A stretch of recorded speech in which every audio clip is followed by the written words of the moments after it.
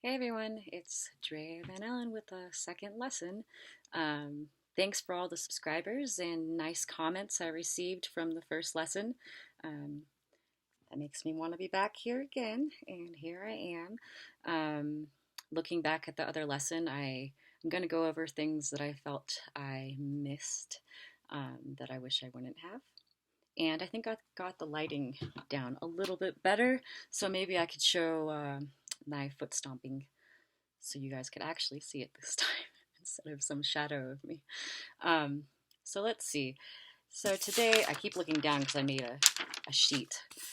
Um, so today I want to talk about what key harmonicas you should be buying to start out with. I did the first lesson in the key of C, and this lesson will be in C as well. C is really the first harmonica that you should have. It's a pretty common key, and that's what most instruction books and teachers will start out with. So, oh yeah, you get some good chapstick for the harmonica. I find coconut oil works well. I know this is kind of a girl issue, but if other ladies out there, maybe even wondering what kind of chapstick to use so your harmonica doesn't get stuck, yeah, coconut oil. But anyways, keys harmonica. I would say get a C first, and then your A, G, B flat, D, and F. And then after that, you can ask me if you want, or just get something that suits a song that you're trying to learn that maybe you didn't have the key for. That's another thing. Talk about what key. So for the blues with a C harmonica, you would be in the key of G.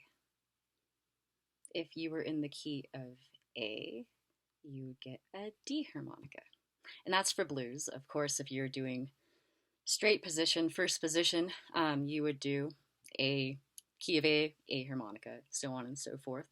An easy way to know what key to use for the harmonica is like, this might open some doors for you guys, because once you find out what key you're supposed to use, it's really can sound a lot better because it's a chordal instrument, like I was talking about. So there's not as many mistakes as you could use because it's really built off the chords like 1, 3, 5, and the flat 7 and flat third and so on. But I have a Horner harmonica, but on the side of the Horner box, I cut out this. I don't know if you guys could see it. There we go. And I realize it's a mirror image, but if you see, it says first, second, and third position in the key of the song, and it tells you what harmonica you'll need. So you can find this online, or you can cut this out as well off of your Horner box. And then I just stick it in my case, and I don't really need it anymore, but you know, it's always there. And I like to show it to my students. So there you go. Let's see. I didn't also talk about how your mouth should be positioned, your embouchure is what it's going to be called, when you're doing a chord. So when you're doing a chord, you're over at least 3 notes, 3 holes, like the 1, 2, 3, or the 1, 2, 3, 4, and that's what we were working on. So I am a I'm a lip purser, and I tongue block sometimes. So most of my stuff is going to be lip pursed oriented. It's going to be oriented the way I learned. So, but anyways, for your chord, you have to have your mouth open like.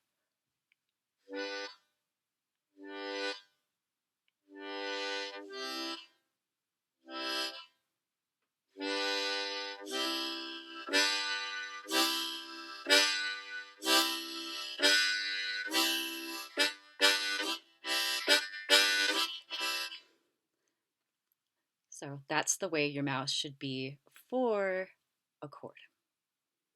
Now, let's see. I also left out something very important to the train, and that's the train whistle. So the train whistle is 2 notes, which is known as like a double stop. And the one I like is 4 and 5 together, and it's draw. So, and you can go like dwa dwa or gua gua or something that would make you have. I always have like a little bit of a bend going into it. I realize a lot of you probably don't know how to bend yet, but something that could trick you into getting a tiny bit of a bend is just go dwa dwa or gua gua qua qua, whatever. Or you could do 3/4 draw also. It's just whatever you like, because once I said it's your train, so it's your train whistle too. So the train would be like.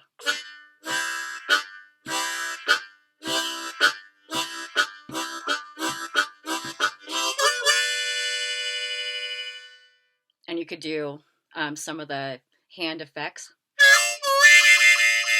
And I'll teach more of that later, but just if you could start experimenting with that, just try not to knock yourself out. It's easy to hit yourself in the face when you're learning. Let's see, what else? I think I figured out how to let you guys see my feet.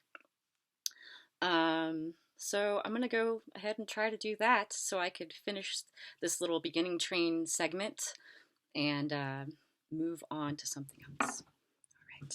Hopefully this isn't bad this time.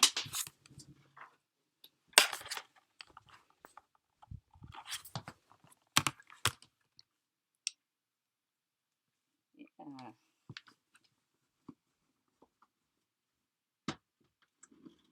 Okay. So I think you guys can see me, at least my feet, a lot better this time. So what I was trying to show you guys was to keep a rhythm like a metronome or your heartbeat, and I like to do it by using both of my feet and even swaying my body like a metronome.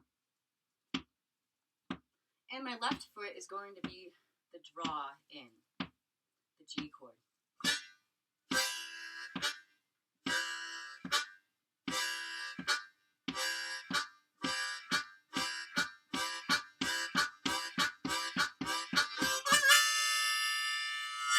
Or you could go.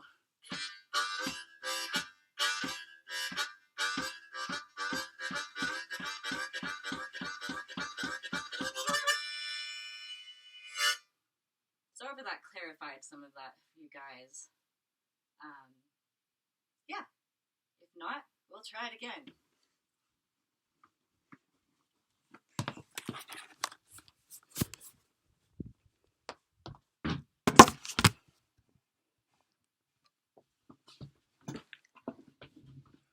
Okay. So hopefully you guys got that. Train's a lot of fun. It's the basic thing that people do on the harmonica. It's probably one of the first things people think of is the train. And there you go. So I also talked about last week, but I didn't follow through with it, is how the train chords can play into the blues. Just exactly what I showed you. The same chords can just be this awesome way to improvise, and you don't really need to know as much about single notes and whatnot. So I'll show you real quick. So we did the chords. Remember, the draw chord is G and the blow is C. So now, instead of going draw, blow, we're going to go draw, blow, draw, as in, you know, the famous Muddy Waters. Dun, dun, dun, dun, dun. This is like the beginning of it, stages of it.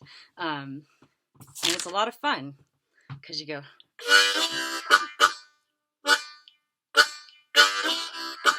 So all I'm doing is going draw, blow, draw, draw, draw, blow, draw, draw. But if you don't want to do this draw, I'm going to show you how to improvise right now, which is, I pretty much improvise everything. Even my own songs are improvised until I record them, and then I start having some consistency to it. But so this, instead of saying draw, blow, draw, you can sing right here or improvise a harmonica lick. For instance,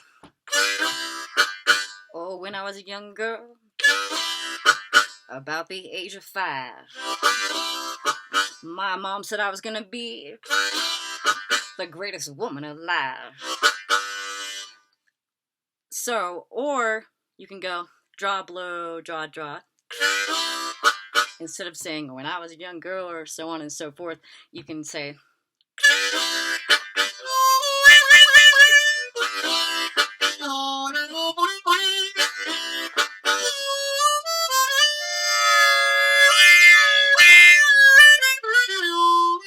but anyways, I just did a lot more technique than you guys probably all know. But that's the basis of improvisation for blues, and it's based off of the song Mannish Boy. And so, yeah. Draw, blow, draw, draw. And it's all about the rhythm. Draw, blow. Draw, blow, draw, draw. Draw, blow, draw, draw. And you can have your feet going.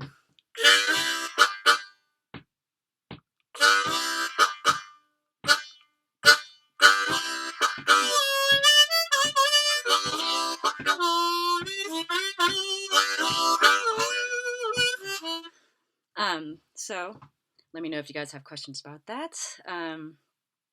Let's see, what else do I have for you guys today? Oh yeah, I wanted to get you guys started on a single note in your first scale. So this might be a little difficult, but I assume that most of you have probably attempted to get a single note. It's harder, and you have a choice to either tongue block or lip purse, or however you say pucker. And I'm going to be showing pucker and tongue blocking for single notes, because I do know how to do both. But just remember that a lot of my teaching is going to be based off of lip pursing. So if you want to truly play like me, you might want to do that route, because that's what I do. Let's see. So let's do let's do the 4 draw, which is a D. So what you're going to do is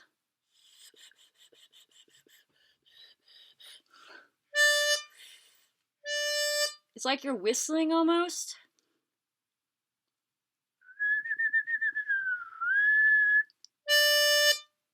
It's a little wider.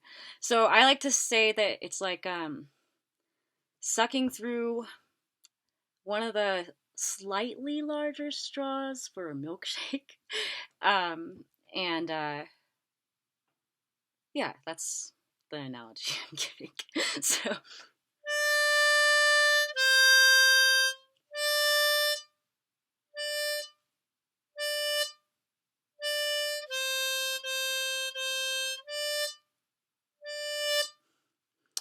let me see here.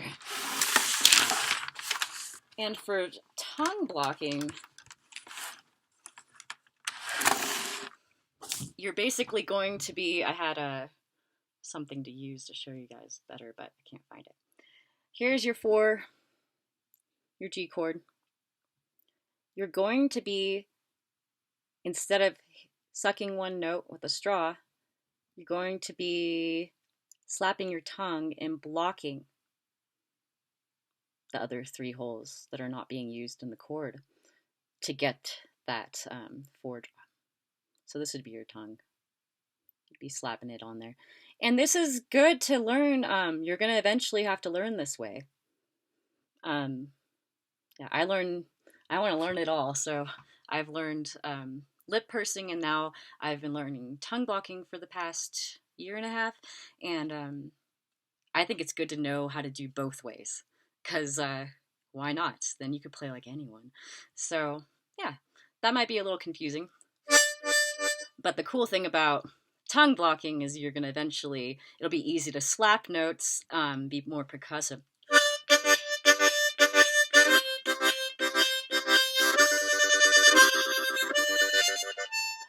Just gets your tongue ready for that. But we'll talk about that more later when I find a better way to teach that. But do some lip pursing for now.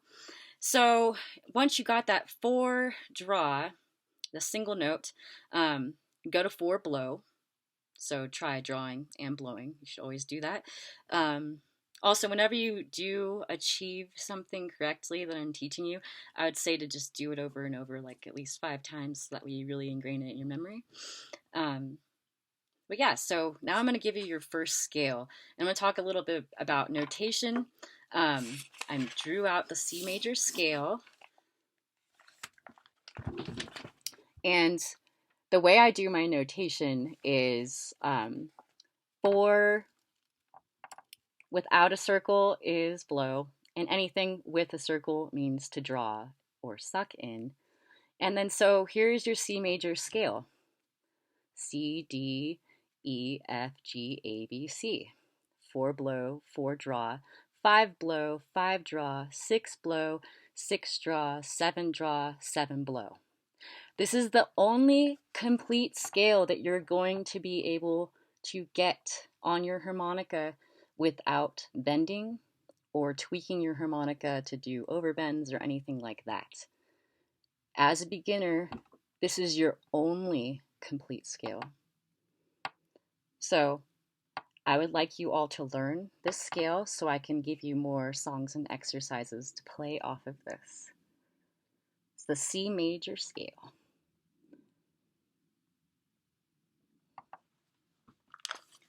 Okay, so once you have the C major scale and everything, then we could do the Mannish Boy blues song with single notes, or the extra note.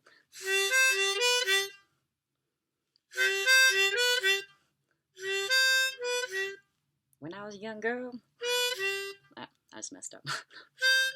But once you guys get that, I'll do a more of a actual blues song lesson with a single note. Let's see. I don't know. I want to talk about why it's good to play the harmonica and how and what's bad about playing the harmonica. It's good. I mean, like I said, it's a chordal instrument, so it's really hard to mess up. As long as you have the right harmonica in your hand for the key of the song. So that's really cool because you're only one note away from being at the right note.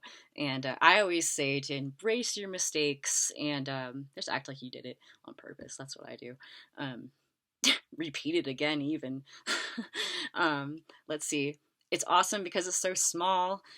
You can practice it anytime. Put it in your boots. You could put it in your pocket. You could put it in your purse. I have a whole case of 8. I usually carry 10 on me at all times, and then I have my actual case for when I know I'm going to be playing. But how I've met everyone that I play with is by walking around with harmonicas and seeing them on Pearl Street busking and then sitting in with them. So yeah, you should always have a harmonica. A true harmonica player always has a harmonica on them. That's what I say. It's also very good to drop your jaw ever so slightly, especially on the draw notes 1, 2, and 3. You'll see how the tone will get better. I'll show the side of my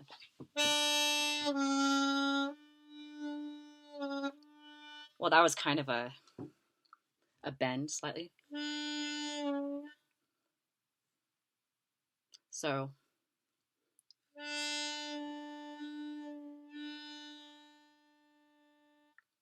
it's very slight. I just exaggerated to the point where I bent. So you just want to be aware of that. If you're having trouble getting good tone, you might want to drop your jaw, relax your mouth. I know it's really hard to relax when you're concentrating and trying to learn a new technique, but just you need to loosen up and you need to relax. It'll happen eventually. The hardest part to relax is when you learn bending. And you need to know how to breathe properly. We could do a lesson on this if you guys feel it's needed. But I know there's a lot of lessons out there already on breathing techniques. So basically, you're just going to be doing belly breathing, like yoga or meditative breathing. If you see a dog breathing, his belly goes in and out. Now, babies do that when they sleep too. Human beings in this day and age have been conditioned to breathe from their chest, which is wrong, and is actually really kind of superficial, because the reason people are doing it is to make their waists look trim. We're supposed to be breathing from our bellies. So I can go into that again some other time, but you just want to think of your stomach rising and even expanding. A good way to practice this is laying like a book on your stomach when you go to bed, or lay on the floor or something, and just, if the book's not moving up and down, you're not breathing right. So you could practice that way. See, what's hard about the harmonica is there's no visuals. I can't show you what's going on in my mouth. It's very unique in that way. It's kind of, and that's another thing, is everyone kind of has a unique tone, because your resonant chamber, like the body of a guitar, like this is your resonant chamber. So your resonant chamber for the harmonica is just your mouth.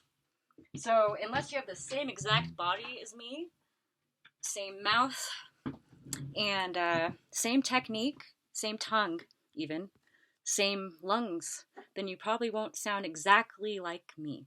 And I didn't even learn this until just going to the spa convention this year for the first time, is everyone sounds different, just like singers do. And it was really cool. Let's see what else. We get a bad rep with other musicians. Harmonica players are kind of made fun of, kind of like a banjo player is. No one ever takes us seriously. When you're just starting out, you kind of have to like really prove yourself. People, I don't know, harmonica players have kind of a reputation. And something that I think, one of the reasons I think that other musicians kind of could get annoyed with us is because we don't speak their language. We don't, we learn from hearing. At least I did, was record copying and stuff like that. I just listen and copy and then hope that it comes out right. And I just keep listening and keep copying until it sounds how it's supposed to sound. So we don't need a lot of theory. So we can't really speak the language. It's like we went to France and we know like how to say, where's the bathroom, and let me have a beer. And that's it. So I think it's really important to learn theory so you can communicate with other musicians. And I will do some theory with you guys with my piano over there, because I am learning theory, and I want to know. I'm interested. I want to know all about music, and I want to learn the language, and I want to know why this thing works this way, and what these different scales are and modes. Yeah, it's very exciting. Let's see. I think that's all I have for you guys right now. Yeah, just practice your chords.